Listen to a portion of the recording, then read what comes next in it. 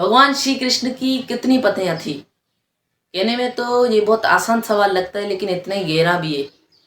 आमतौर पर हम किसी से पूछें कि भगवान श्री कृष्ण की कितनी पत्नियां थी, तो बोलते हैं कि 16,108।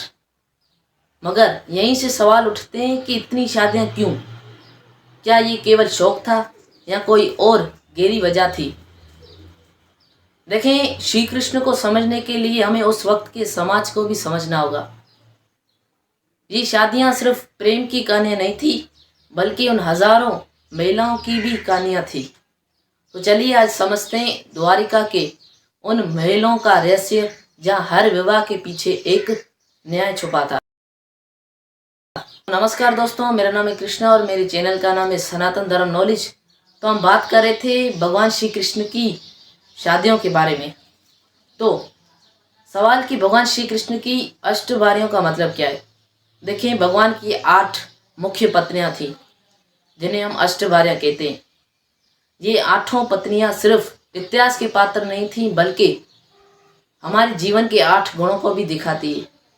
जिनमें सबसे पहले आती है रुक्मणी, जिन्हें भक्ति का प्रतीक माना जाता है, जिन्होंने दिखाया कि अगर ईश्वर को पाने की इच्छा सच्ची हो तो वो जरूर मिलते हैं। उसके बाद सत्यभामा, जो हमारे स्वाभिमान को दिखाती है। उसके बाद जामवंती, सिखाती है कि अपने गमन को छोड़ने पर भगवान मिलते हैं। उसके बाद कालिंदी, एक प्रकृति का रूप है। नगर जीती, जीवन की उन परीक्षाओं जैसी जिन्हें पार करना जरूरी है। मित्रविंदा, स्त्री की अपनी मर्जी और आजादी की पहचान। भद्रा, परिवार के प्रेम को दिखाती है। और लक्ष्मणा, हमारे लक्ष्य को पाने का जज्बा दिखाती है। इन 8 पत्नियों के जरिए भगवान श्री कृष्ण ने दिखाया कि एक इंसान में ये 8 गुण का होना जरूरी है। अब सवाल कि भगवान ने 16,000 से ज्यादा शादियां क्यों की। देखें, भगवान ने 16,100 महिला, जिन्हें नरकासुर राक्षस से छुड़ाया था। उस वक्त का समाज बहुत सख्त था। उन महिलाओं के परिवार वालों ने उनको नहीं अपनाया कि राक्षस की एक जेल से आई थी। समाज उसे अपवित्र कह रहा था, लेकिन भगवान ने एक ऐसा फैसला किया, उन सबको अपना नाम दिया और उनसे विवाह किया, ताकि समाज में कोई उनको नीची नज़र से ना देखे। भगवान श्री कृष्ण ने उनको रानियों की तरह मान दिया और दिखाया दुनिया को कि भगवान हमेशा लाचारों के साथ खड़े होते हैं। अब सवाल कि भगवान श्री कृष्ण की इतनी शादियां, 16,108 शादियां क्या गलत थी? देखिए, आज कई लोग बोलते हैं कि 16,108 शादियां गलत थे, लेकिन हमें इतिहास को आज के कानून के हिसाब से नहीं, बल्कि उस इतिहास की स्थिति के हिसाब से हमें समझना होगा। अगर भगवान श्री कृष्ण उन महिलाओं को अपना नाम ना देते, उनसे विवाह ना करते, तो वो महिलाएं अपनी जान दे देती, क्योंकि उनको तो उनके परिवार वालों ने त्याग कर दिया था। और भगवान श्री कृष्ण को लेकर एक हमेशा सवाल आता है कि भगवान श्री कृष्ण ने राधा से विवाह क्यों नहीं किया। देखिए, ये समझना जरूरी होगा कि राधा और कृष्ण का रिश्ता है आज के रीति रिवाजों से अलग है। राधा कृष्ण की आत्मा थी।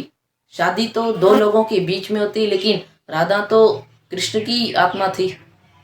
इसलिए राधा और कृष्ण का रिश्ता हमें सिखाता है कि प्यार वो है जिसमें कुछ मांगने की इच्छा ना हो, बल्कि एक दूसरे में मिल जाने का भाव हो। इसीलिए मंदिरों में रुक्मणी से पहले भी राधा और कृष्ण की सेवा होती है। अब सवाल कि भगवान श्री कृष्ण की इतनी पत्नियां थी, तो उन सबको अकेले कैसे संभालते थे। देखिए, हम आज औरतों की आज़ादी के बारे में बात करते हैं, लेकिन भगवान ने हजारों साल पहले ये कर कर दिखाया था। भगवान श्री कृष्ण ने अपनी पत्नियों को सिर्फ घर तक सीमित नहीं रखा। इसकी एक बड़ी मिसाल है सत्यभामा, जिनको भगवान ने युद्ध करना सिखाया, और सत्यभामा भगवान श्री कृष्ण से कंधा मिलाकर लड़ती रही। तो एक कथा भी आती है कि नारद मुनि को एक बार शक हुआ कि भगवान श्री कृष्ण का इतना बड़ा परिवार है, तो वो अकेले कैसे संभालते हैं। तो एक बार वो द्वारिका गए। उन्होंने देखा कि भगवान ने अपनी शक्तियों से अपने अनेक रूप बनाए।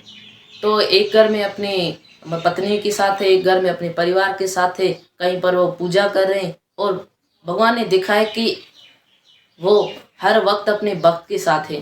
भगवान श्री कृष्ण का जीवन आज के समय क्यों जरूरी है?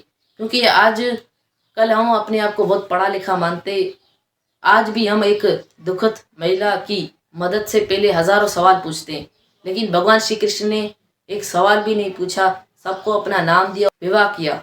भगवान श्री कृष्ण को समाज का डर नहीं था, उन्होंने धर्म के अनुसार काम किया। और भगवान श्री कृष्ण ने दिखाया कि धर्म का मतलब सिर्फ पूजा पाठ नहीं बल्कि दूसरों के आंसू पोंछना भी है। तो अगर हमें भगवान श्री कृष्ण को समझना है तो उनकी भक्ति में भी लीन होना होगा, क्योंकि एक भक्त की निगाहों से हम जब कृष्ण को देखेंगे तो तभी हम भगवान श्री कृष्ण को समझ सकते हैं, क्योंकि भगवान श्री कृष्ण की तो हर लीला ही अपरंपार है। तो सब बोलिए जय श्री कृष्ण।